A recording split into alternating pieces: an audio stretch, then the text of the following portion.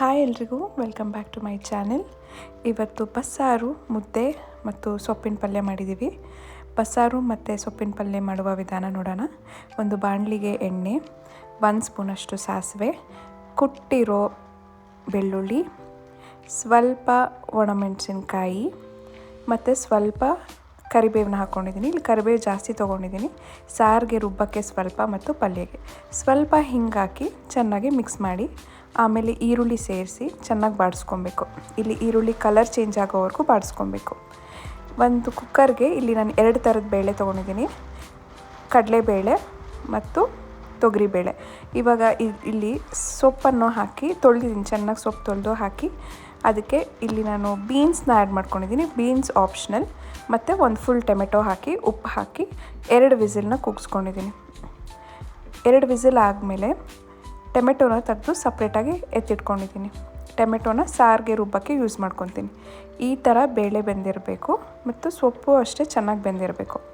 ಇವಾಗ ಬೆಂದಿರೋ ಸೊಪ್ಪು ಮತ್ತು ಬೇಳೆನ ಒಗ್ಗರಣೆ ಮಿಶ್ರಣಕ್ಕೆ ಹಾಕಿ ಮಿಕ್ಸ್ ಮಾಡ್ಕೊಬೇಕು.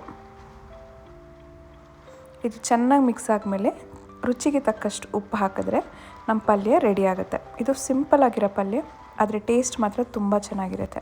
ಈಗ ಸಾರಿಗೆ ಒಂದು ಬಾಣಲಿಯಲ್ಲಿ ಸ್ವಲ್ಪ ಎಣ್ಣೆ, ಈರುಳ್ಳಿ ಹಾಕಿ ಚೆನ್ನಾಗಿ ಬಾಡಿಸ್ಕೊಂಡು ಉಳಿದಿರೋ ಕರಿಬೇವು ಹಾಕಿ ಅದಕ್ಕೆ ಸ್ವಲ್ಪ ಬೆಳ್ಳುಳ್ಳಿ, 1 ಫುಲ್ ಬೆಳ್ಳುಳ್ಳಿ ತೊಗೊಂಡಿದ್ದೀನಿ. ಪಲ್ಯ ಮತ್ತು ಸಾರು ಎರಡಕ್ಕೂ ಹಾಕಿದ್ದೀನಿ.